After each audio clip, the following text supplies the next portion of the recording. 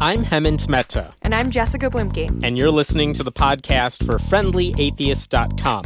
You can now listen to all of our episodes and see show notes at FriendlyAtheistPodcast.com. Linda LaScola is a research consultant, perhaps best known for her work with philosopher Daniel Dennett, in which they speak with pastors who may secretly be atheists. She co-founded the Clergy Project, a site for religious leaders harboring serious doubts about their faith, and she's about to re-release her book on the topic, Caught in the Pulpit. She also blogs on Patheos at Rational Doubt, a site that features several articles by doubting pastors. So, Linda, thank you for joining us for this. My pleasure. I'm really curious. How did you even get interested in researching pastors who don't necessarily believe what they're preaching? Well, it came as a surprise to me that I would end up doing a project like this, but I've done many, many years of qualitative research, so the idea of doing research on something is not at all unusual. The idea of this particular subject came to me because I developed an interest in religion after not caring about it at all for most of my life.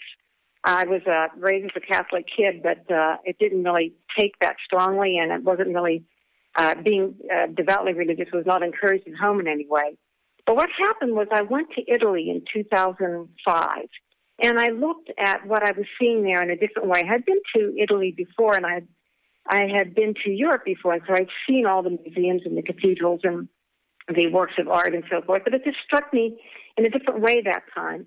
What I realized is that I didn't know really very much about religion from an academic point of view. I knew what I had learned in Sunday school, and I had dropped it when I was in college, the way many people do. and I hadn't really thought much about it since, and it seemed like a huge lapse in my education. So I studied religion just for that very reason.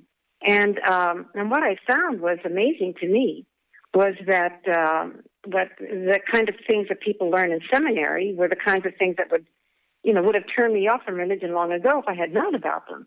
They learn, about how the Bible was made. They learn that it's mostly myth. They learn that Moses didn't write the Old Testament. They learn that there's no reason to think Mary was a virgin. That was a mistranslation. They learn that Exodus, so there's no archaeological evidence for Exodus. So very different from the things you might learn in church. Oh, yeah, you never hear about that stuff in church at all. At least I never did. I have to admit I didn't pay that close attention. So I'm actually curious. I feel like when people hear about pastors who turn out to be atheists, everybody's really shocked. But hearing what you have to say, are you now kind of surprised that there are any pastors who actually believe? Well, what I've learned, that's a very good question. What I've learned is they define belief differently, and it's almost an individual definition of belief. When I was trying to get people to participate in the study, I would contact liberal clergy, and they would say, well, I wouldn't call myself a non-believer. I would call myself, I believe differently. I'm a different believer. And so they're not like fundamentalist Christians who believe in like a literal interpretation of Genesis, but they would still call themselves Christians. They would still say, "Oh yeah, I believe in God Jesus and all that." Right, or I'm a follower of Jesus. And when they say I believe in God, it may not be the God, the guy in the sky. In fact, a lot of them will say, I don't believe in that guy in the sky. I don't believe in it. Tell me what God you believe in. Maybe I don't believe in that God either. Right. So it's all very sort of fuzzy and different for them. So they can and they can say that they can tell themselves that they're believers, but what they believe is very different from, let's say, what their members of their parish think they believe, or what they themselves believed when they first started seminary.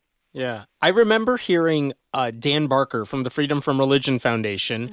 Who used to be like a fundamentalist Christian pastor and eventually became an atheist. He said that, it started, he really did have this, the Bible, it is inerrant. He had that view of the Bible. Mm-hmm. And then at some point, he slowly moved away from that to, maybe that's a metaphor, but I'm still a Christian. Sure. And then he stepped away from that to saying, well, I don't necessarily believe in the God of the Bible, but I guess I believe in the idea. And he kept making these small steps until he realized, I don't think I believe any of this anymore. Yeah. And it sounds like that's what you're saying about a lot of these pastors, that the concept of God, the religious beliefs that they hold, it's very different from what members of their churches necessarily believe.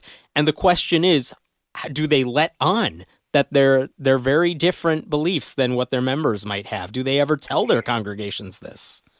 Well, they let on is a good way to put it. And I can give you a couple of examples from the study where I'm thinking of one Episcopal priest in particular who realized kind of early on as being a priest that he was no longer a believer, but there was much that he liked and really loved about the work he did. I mean, there's more than standing up in the pulpit and telling people you believe in God. Right, you're talking to people, you're counseling people, yeah. Right. But he had someone in his congregation come up to him personally, not at church, but say, you know what, I'm really having trouble with the Nicene Creed. I just really don't believe that stuff anymore, and I can't say it. He said, you know what, I don't believe it either. But I still say it.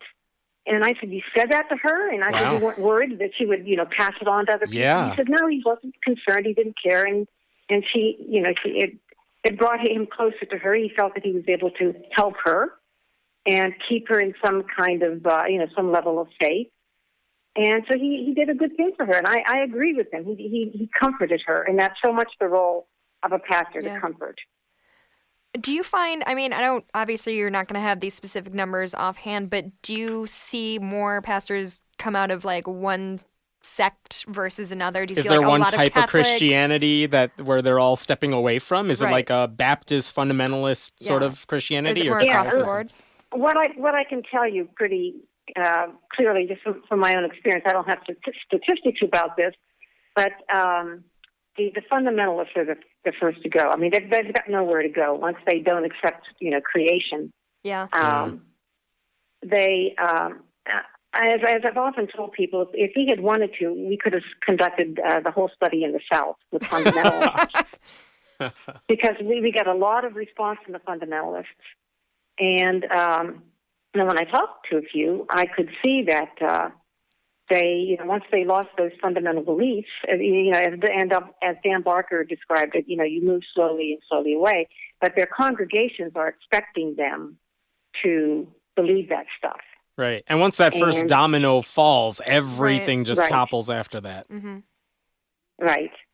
So, and also some of the fundamentalists I spoke to, I said, well, could you see being a Unitarian? Because they don't really have to believe any of that stuff. And they thought about it and they said, no, I just want out.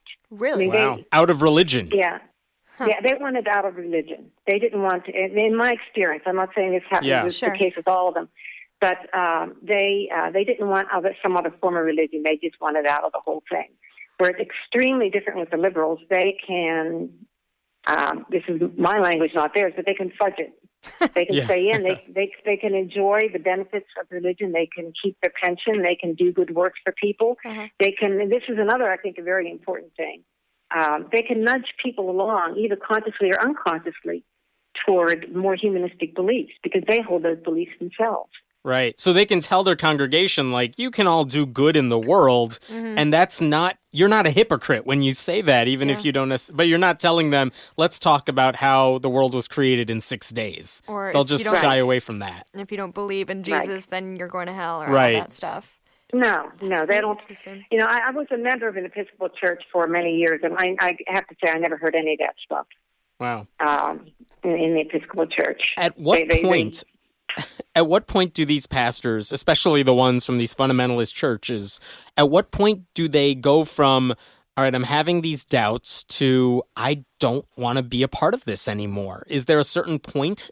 Is it like a time thing? Like, I've been having these doubts for a couple years, I think I need to find a way out? Or is it a certain belief that they let go of when they say, you know what, I can't even call myself a Christian anymore? Yeah, it doesn't work that way. It's extremely individual.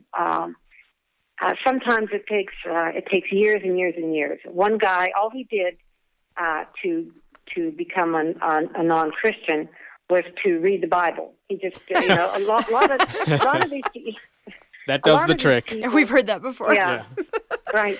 a lot of these people read and read and read. I mean, they read science, they read religion, they read philosophy, and they really enjoyed it and really got into it. But this one guy I'm thinking of right now, he only read the Bible. He wasn't really that much of a reader, wasn't an intellectual, but it took him 10 years to read the Bible. Now, I'm not saying he was a slow reader.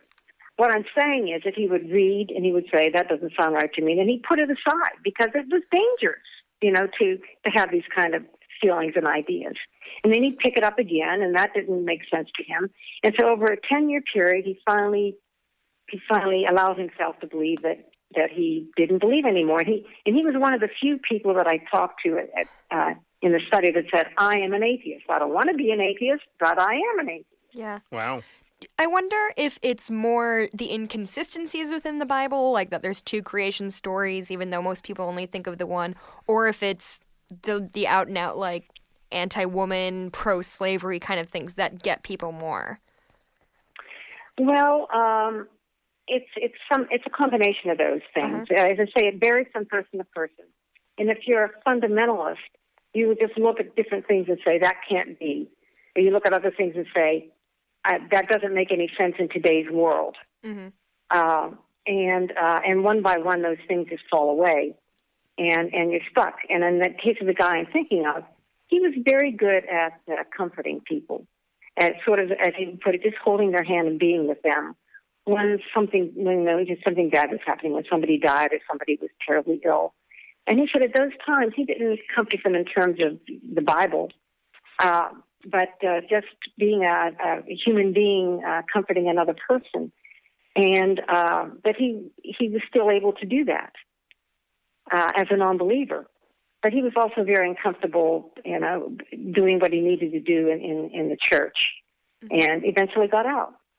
So do you all then provide them with the skills they need to find gainful employment outside of the church, or financial at least the help? Clergy Project, which I know you're no longer really working with, but the Clergy Project has done a little of that, right? Trying to provide them with skills and money? Yes, and I'm glad you brought it up that way, Jessica, because it gives me an opportunity to distinguish between the clergy study, which is an academic study that Dan Dennett and I conducted over a period of almost 7 years, and the Clergy Project, which is an online support group, confidential support group for current and former clergy who no longer hold supernatural beliefs. And the way they are related is that after Dan and I did the first part of the study, which is a pilot study that we completed in 2010, it got a lot of attention, and a lot of clergy started contacting us because we were going to be conducting a larger study. So we had this long list of names of people who wanted to participate in the study. And what we learned at that point was that Dan Barker and Richard Dawkins talked several years before that, wanting to do something for clergy, non-believing clergy. And when we had this list of names, and the internet had been invented during that time, they got this idea of having this online support group, which I thought was a brilliant idea. I mean, it's a brilliant idea. Mm-hmm. And I was just sorry that I hadn't thought of it first, because in so many of these people that I talked to in the interviews, they were so eager to talk to me, because I was, like, in many cases, the first person I had to talk to about this sort of thing. Yeah. And they really wanted to be able to talk to other people like them.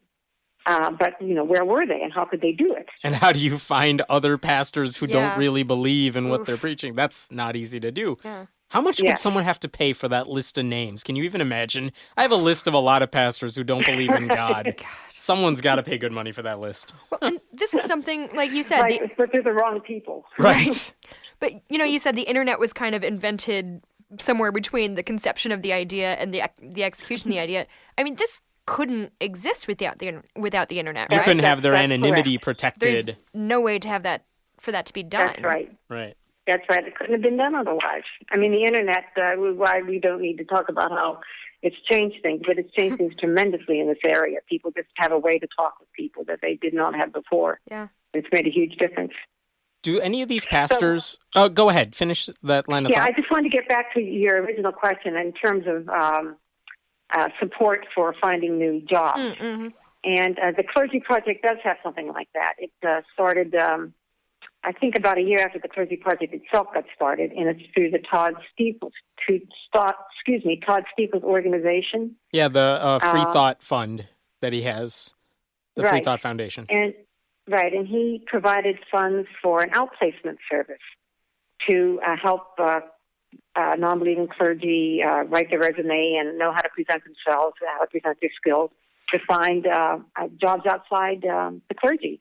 And I don't actually, I could have found out. I could know, but I don't know how many people have been helped. But I know that one of the people in our original pilot study, who called himself Adam, finally got out of the clergy just about a year ago. He tried and tried and tried, and I interviewed him in 2009.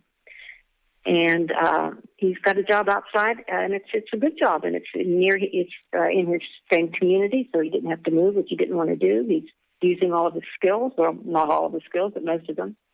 That's really amazing. Really happy. When you think about it, pastors, even the most fundamentalist pastors, the skills that they have when it comes to public speaking, motivating and inspiring people, counseling people, even if they don't necessarily have the degrees to back that up necessarily. Drawing up a new lecture every week. Right. I mean, those are skills that could transfer to other places, but I would think finding a job would be the biggest obstacle for why they would remain in the pulpit even when they have these doubts. It's like, what am I going to do? I have a family to feed somehow. Right.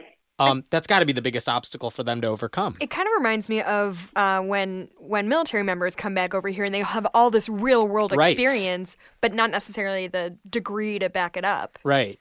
And at least we have programs, in theory anyway, to help those military members. Really efficient programs. To come back and put their skills to use. But there isn't necessarily a formal one until I heard about the Clergy Project program to help ex-pastors put their skills to use. And I do know one former pastor who is using those like public speaking skills as he goes around the country to work, which is fantastic. Do these pastors who harbor doubts and yet are still at their churches, do they believe they are hypocrites? Or do they think they're just focusing, I'll focus on everyone should be good. I'll focus on being a humanitarian. And I'm still a Christian, but I'm not lying. Or do they call themselves hypocrites? Well, again, it varies among people, and you're doing what people tend to do, and that is, what are they like? Yeah, and that's the hardest question to answer, because they are not all the same. Right. They have a few similar characteristics. A lot of them have musical talent. A lot of them are good public speakers. A lot of them are good people who want to do good and want to have a position of respect and authority in the community. Mm-hmm. But other than that, they're as different as you and me, and they're as different as anybody else who changes their religious beliefs. Sure. And so to answer your question, do some of them feel like hypocrites? I would say yes, some of them do, and some of them go through a stage where they feel terrible. Mm-hmm. They don't know what to do. And then they find a way of dealing with it. And in many ways, it's positive. They and this is one of the things I think is really helping the humanistic cause, and that is when they stand up to give a sermon, in order not to be a hypocrite, they will read the Bible verse of the day. They're not saying, I believe this Bible verse, but they're saying, mm-hmm. This is in the Bible. Says, blah, blah, blah. Right. And then they bring it into everyday life. And there's a moral that you can find in any story. It doesn't have to be a Bible story. So this is like the Joel Osteen approach. Like, look, there's a Bible verse. Let me talk about how to make your life better. Yeah. But some of these things can be very good, not like Joel Osteen, not that I've listened to any of his sermons. You're missing out. They're actually, they're entertaining. Really? Well, I'll have to listen sometime. My mom watches it every week. Don't worry. What? Oh, really? So only because they're inspiring. She cares nothing at all about Christianity. She's just like, oh, he's a handsome guy. He's talking about how to make your life better. I could watch this. And I'd come home and I'm like, it's between that and like the Indian channel. Classic mama. That's all it's weird. Well, I think, that's what's going on in a lot of Christian churches, really. They hear some good words from somebody they respect. Yeah. And then if let's say it's an Episcopal church or another kind of church that has a liturgy, they just go into the the creed and all of the stuff you say during church, they can tell themselves and they can actually believe that this is all metaphorical and that it has value. Right. And that it brings people together. So, no, they don't. They will go through a stage of feeling like hypocrites. Mm-hmm. But the truth is, and I really believe this myself, is that they are, what they're doing is not all bad. In fact, a lot of it is good. Yeah. And when you think of the humanist celebrants and the people like Jerry DeWitt and Mike Alf who now have humanistic congregations, yeah. A lot of Christian clergy are practically functioning in that way, from what I can see. It seems unlikely, but have you gotten any kind of negative feedback or backlash from your research? We did when the pilot study first came out, and that was in 2010. And then it was really a kind of a revolutionary idea that there would be such a thing as non-believing clergy. And what are these people saying when you're saying they're reacting to the original pilot study? What are they upset about? They're saying things like, we always knew that these bad people were there. Mm. You know, Dennett and LaScola present them as if this is something new, but we knew they were there. We knew they were in hiding. And I'm thinking, well, if you knew something about it, why didn't you ever say anything, or why didn't you try to get rid of them? And one thing I found really fascinating was one fundamentalist, I can't remember his name right now, well-known speaker and writer, said, oh, yes, there are many people like that. Or they said they interviewed many people, and the truth is, at that point, we'd interviewed 5 people. Right. And I was even embarrassed to at first to present a study like that because, there's such a small sample size, you can't make any conclusions. Right. Based on it, but it was more of an observation, and we were very careful to say that it was a small sample and it was just a pilot study. We were going to do a larger study, right? But nonetheless, this guy said, he extrapolated, saying it was many. So I'm thinking to myself, he knows that there are many people out there. But there was a lot of criticism about it at first, and then a funny thing happened. And I think you might notice this in other aspects of the atheist movement, is that a lot of religious people, religious leaders have gone quiet about atheists. Have you noticed that? They don't talk about us that much anymore. They just wish we would go away. Because we're pointing out the elephant in the room, or? Yes. Yeah. Yes. It's like the atheists are talking about each other now. But the religious people are not, the religious leaders are not talking about us so much. Yeah, we're bad for their brand. Mm-hmm. Well, let me ask you, you said some of these pastors are coming from, usually it's the fundamentalists who have the hardest time kind of keeping them in. They're the ones who are going to topple those dominoes really quickly. Are churches doing anything to combat this? Because you have to think that some of these churches are like, well, if they're leaving because we are so stringent about these beliefs, there's no flexibility, but we're losing people. We're not just losing pastors, but we're losing members. Right. Mm-hmm. Are they doing anything to push back against that? Or are they just doubling down on their inerrancy? I don't know the answer to that question because I don't know that much of what's going on inside churches. I mean, I know what's going on with the people who leave. But I think the answer to that is probably no. It seems like they have their head in the sand. And that sounds about right. Churches are watching people leave, and they don't know how to bring them back. It's always interesting to hear. I've read a lot of demographic studies. I've read a lot of Christian writing about why are young people leaving the church. Yeah. They may still believe in God, but we've seen this rise of people who call themselves nuns or unaffiliated with religion. Right. And it's always interesting to hear Christians act like, why is this happening? We don't know what we're doing wrong. It's like, I could rattle off a dozen reasons people are leaving your church. And you have. And I have. Mm-hmm. But the people who are like in religious leadership positions, the reasons they offer are just the most ridiculous things. It's like, no, look, you're anti-gay, you're anti-science. We don't hate gay people enough. Yeah. That's the problem. Like, it's not a problem with something else, whatever you think it is. They don't get why people are leaving their church. No, they don't, and they don't know what to do about it. A lot of the pastors, let's say the kinds of people that are the people actually that I interviewed, who eventually left, and 13 of them left. 13 who were in the study have since left the clergy. They don't say why they're leaving. They don't say, I don't believe this stuff anymore. They don't say that to their congregation, you mean? No. Interesting. No, they leave quietly. Of course, that makes sense. They don't want...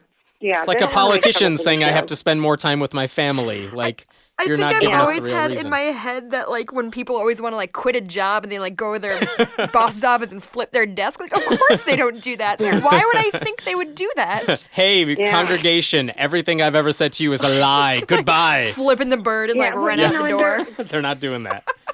Why would I even think that? What's wrong with me? There's a couple of exceptions to that, and we know who they are. Yeah, because they've said it publicly. Yeah, they said it publicly, and they lost their jobs, and they lost all their money.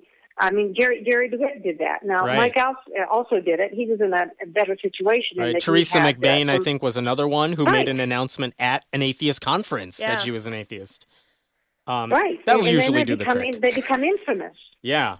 And their whole life changes. And if that's what you want, then you'll make that kind of a move. But it's people like Gary and Teresa who are saying, don't do it the way I did it. If you want to have this. Well, if you want to have a job within, and it's hard when you've come out publicly and you're known for that. And that isn't easy. Do you think pastors are now finding it easier because some people have done it so publicly and because people are aware of the Clergy Project and your research? Do you think it's easier for pastors now to say, well, I don't believe this, maybe I should find a different line of work? I think so, yes. Again, I don't know. But it's hard to quantify this thing. Yeah, but I mean, I really don't know. Because I haven't done that study, and that study would be so hard to do because you have to find the people who'd be willing to talk to you. I mean, it would be harder to do that study than the one we did. I mean, I would love to do a study with believing clergy, but at this point, I don't think they're going to want to talk to me very much. You've burned a lot of bridges in that community. So you said this 2010 study, which we'll post on our website when this goes up, that was the pilot study with just a handful of former pastors or silently doubting pastors, rather. Where you said you're now doing a bigger study. Is that still in the works? Oh, we did the bigger study. And that came out when? Well, that came out in the book Caught in the Pulpit. That was the result of the bigger study. But what we're doing now is there's an expanded edition of Caught in the Pulpit coming out in the spring, probably in April. And it's going to include more stories of people that participated in the study, but we didn't write sketches of them. Because some of the feedback we got was, boy, we really love the stories you told. And we'd like to hear more of those. So we're telling more stories. And we're giving an update on the things that have happened, the changes in the lives of the people since the study started in 2007. Right. And it's really kind of amazing, the things that have changed. I mean, so many of them have left. And, you know what's happened in the past 7 years in terms of the atheist movement and more people leaving churches and the whole humanist movement changing things. So and the rise of these humanistic congregations, which has been a big thing in the past year. Yeah. And so people whose beliefs change now have more options, and they're using them, and it's really it's a joy to see. Absolutely. How did you get in touch with Daniel Dennett when you were doing this study? I'm very curious about that. Did he come to you? Did you go to him? No, I went to him, and it was the first time that I'd ever gone to anybody to ask them to do a study. I'd been a qualitative researcher for about 25 years, and the way it always worked is that people came to me to do the study. I might go to them and say, hey, I'm a qualitative researcher with this set of skills, and the next time you have a study to do, wouldn't you like to have me do it? Yeah. But I never went to them with a research idea. But I wanted to do this so much that I was actually doing research on my own. I just sort of talking to people when I had the chance, talking to people who dropped out of seminary, or I met a guy at a dinner party who had been a priest for a couple of years, and I talked to him. And then Dan Dennett wrote an essay about Mother Teresa and her Dark Night of the Soul when it came out, but she hadn't been a believer for many years. Do you remember that? That was a few years ago, right? Yes.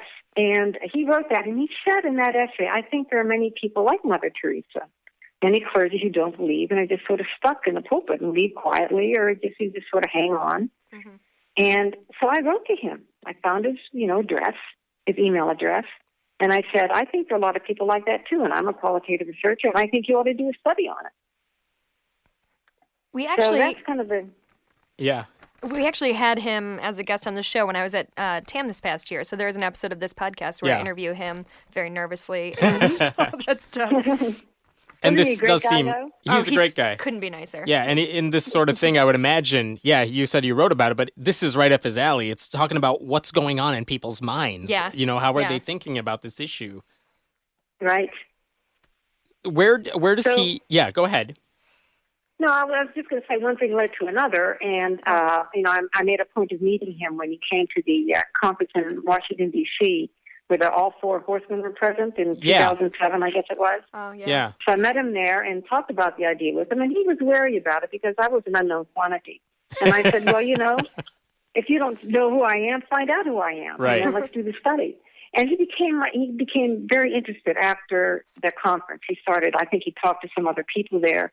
And started, he talked to Dan Barker, and Dan Barker thought he had some people that could be interviewed in the study, and it really mushroomed from there. Yeah, and Dan Barker has even said, I don't know where he said this, but I know I've heard the story where his book is all about how he left fundamentalist Christianity to become and became an atheist. But he said after he published that book a long time ago, and it got re-released a couple of years ago, he had several people who were clergy call him up and say, I'm in the same position you were in where I'm having these doubts and I don't know what to do. And I'm sure Dan Barker has a Rolodex of sorts of all of these people who are in that same position. And until Clergy Project, until this research came out, they had no idea how to meet each other. And of course, Dan wasn't about to set up a meeting just for them. That's a little awkward. Well, Linda, is it tricky to get something like this started? Where do you even begin? What's the first step? You're okay, I need to find non-believers. What's your first step? Let me walk into a nearby church. Hey, does anyone not believe? Just come with me.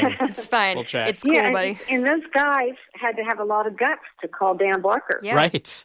And Jerry DeWitt was one of them. He's described it many times how he, lost himself in the bathroom and, made a call to Dan Barker. But three of the people, in fact, actually more than that, counting Jerry DeWitt, but three of the people in the pilot study, which Jerry did not participate in, came from people who called Dan Barker, and they just as you described. And he said, well, I'll be happy to talk with you. But I can also tell you about the study that Dan Dennett's conducting, and maybe you'd like to talk to this lady who's, going around interviewing people. And that's how I got three of the participants in the first study. And they were eager and delighted to talk to me, but they were also scared stiff because they had to tell me who they were. Right.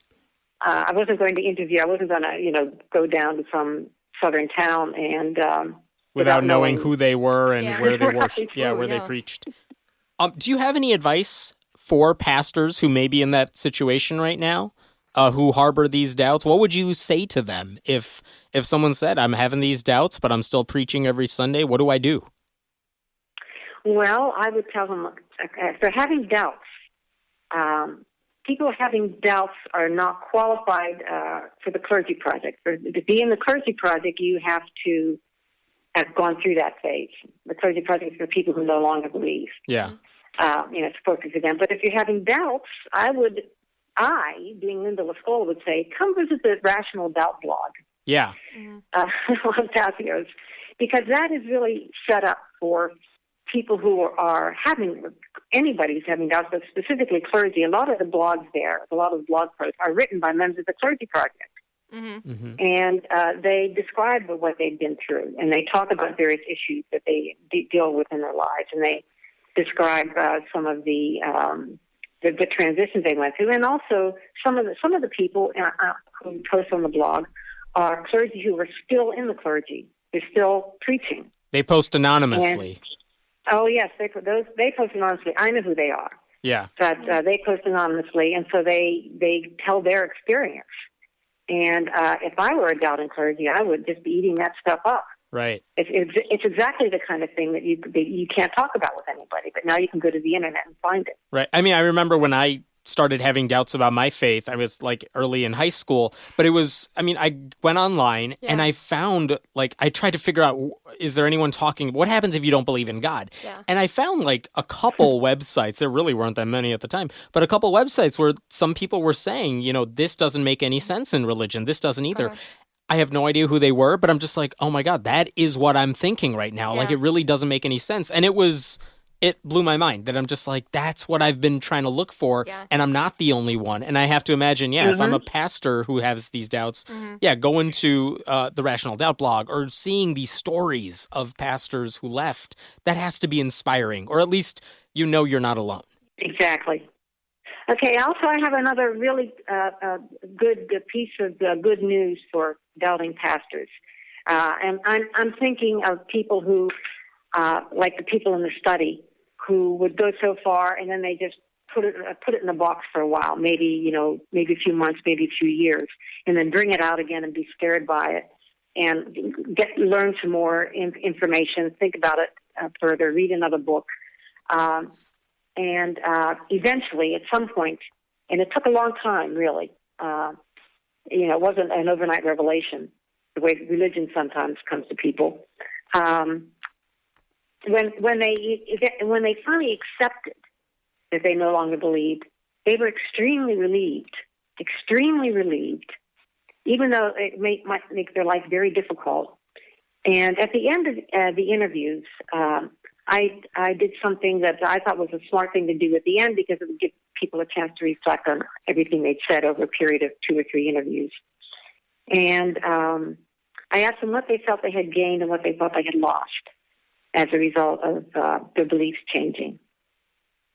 And this is one area in which they were all the same, one of the few areas in which they were the same. And that was they all felt that they had gained much more than they had lost. Wow. That's great. That is good news. And their eyes lit up when they talked about what they had gained. And what they gained was, to put it briefly, was like intellectual freedom and being at one with themselves. Mm-hmm. And you can't, ask for much more than that in life. Yeah. So if people,